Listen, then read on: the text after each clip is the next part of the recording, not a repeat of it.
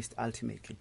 And that waste will generally end up in landfill sites because of the 108 million tons back then, only about 10% of it would be recovered and goes back into the production cycle. The rest would go into a landfill site. So it means we're creating mountains and mountains of waste in our communities, which then emit undesired fumes and gases, contaminate the environment, and of course cause a lot of undesired ailments among citizens, etc. Yeah. So we then felt it would be the best thing to do to get involved in, one, the reclamation of that waste that can be recycled, so that we can put it back into the system again, but also bring about awareness to communities in terms of what waste that is not recycled causes, the harmful effects of waste to the environment and to the communities themselves.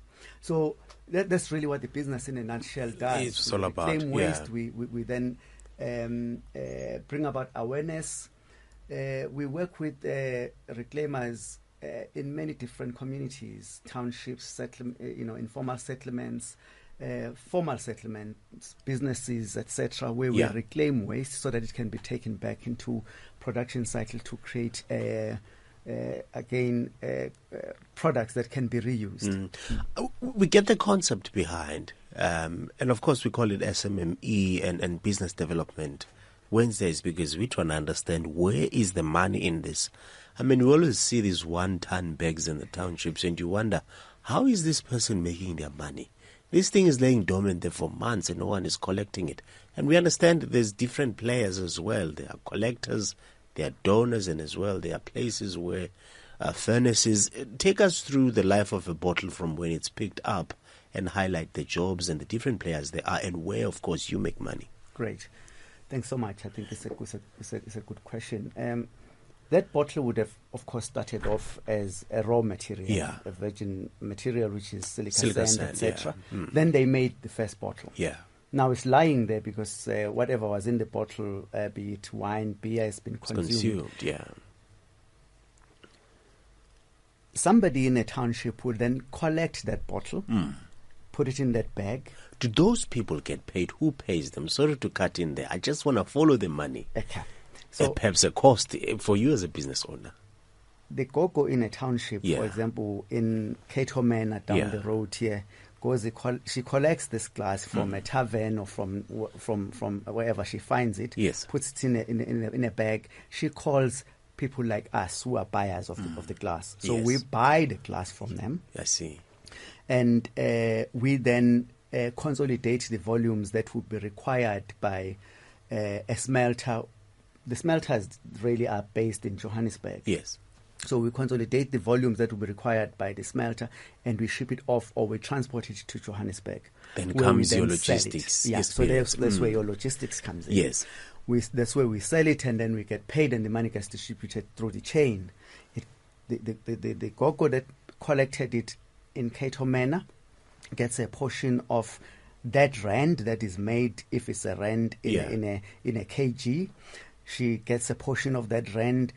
Transport cost is apportioned. We get our fee for managing the process as a business. And so it goes. The people who supplied the empty bag get their own share in terms of that. In a nutshell, that is the value chain of moving a glass bag that is sitting in a township. It sounds like something that has surety that there'll be business. I mean, I just want to know if the participation or the facilitation fee comes up front, because I want to find out what are the risks that are there that perhaps land you at the door of now the National Empowerment Fund to need assistance, because it sounds like a perfect system. You know, people are donating, you pay them, and then you get paid for being the facilitator of the process.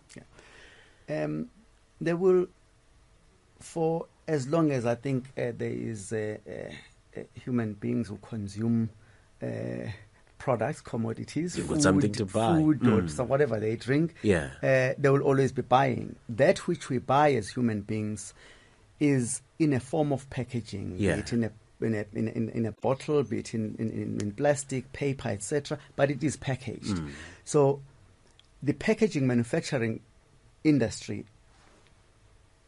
they produce that packaging and they supply it to those who produce food or drinks. Say in a case of beer, they'll produce a bottle and they will give it to SA breweries, who will then put beer into it.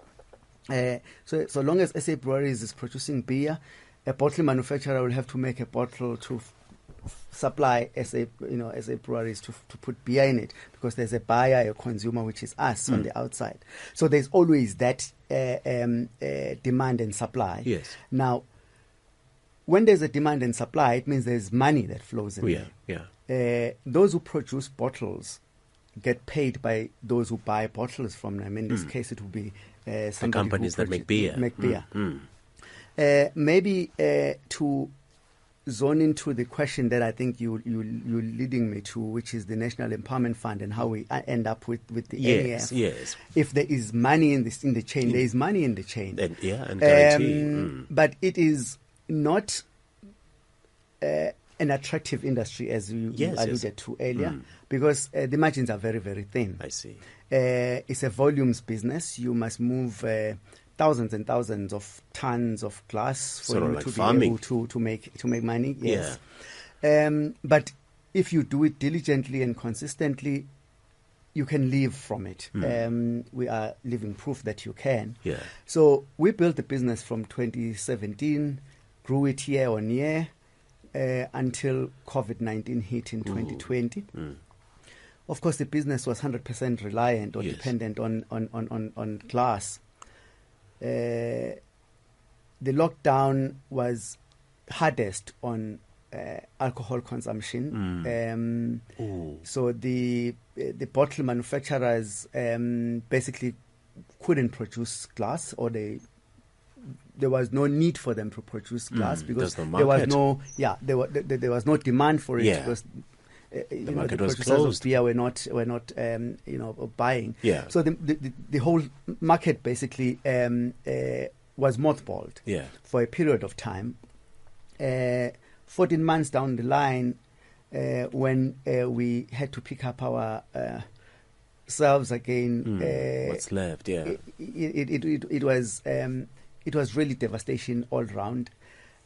In fact, devastation caused by COVID-19, especially in the alcohol space, is, in my view, still to be felt. We seeing the effects of it coming through, but there's still more, in my view, to be experienced.